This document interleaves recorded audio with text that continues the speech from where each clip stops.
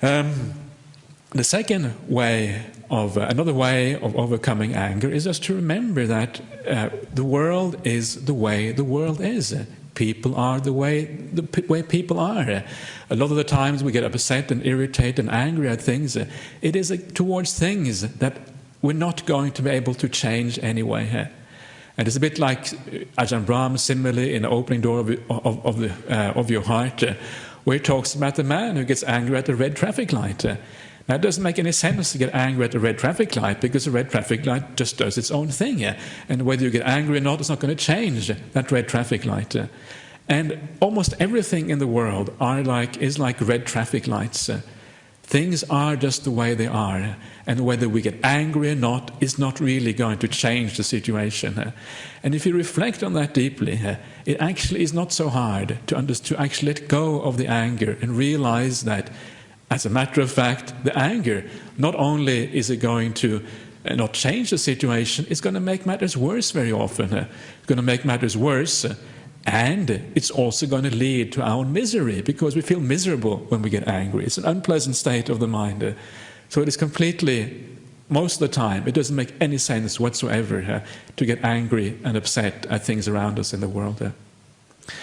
A third way of looking at anger and irritation, and that is to change the focus of what is happening in the moment. So instead of focusing on the other person doing something, saying something, acting in a bad way, place the focus on yourself instead. How does it feel when this other person does something which is not nice? And what happens then is that you feel a sense of suffering inside of you. It feels painful.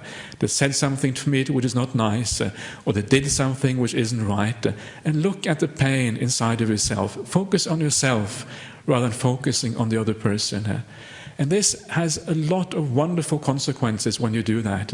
Because when you focus on that pain in yourself, first of all, you can have a sense of compassion on yourself. You understand this is painful. This is the way the world is.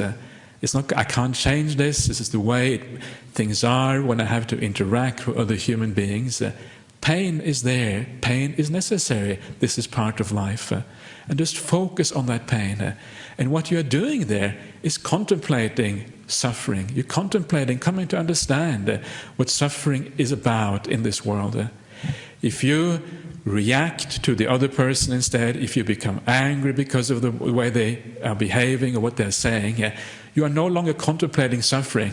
You are reacting in an unskillful way, and you are moving away from the Dhamma. You're moving away from something useful on this path. But when you understand the suffering instead, you are actually creating insight into what this life is all about. It's a very powerful and skillful means to use in these situations. And then you have compassion for yourself, because you realize this is suffering, this is difficult, and this is the way the world is. It's not something that I can possibly escape.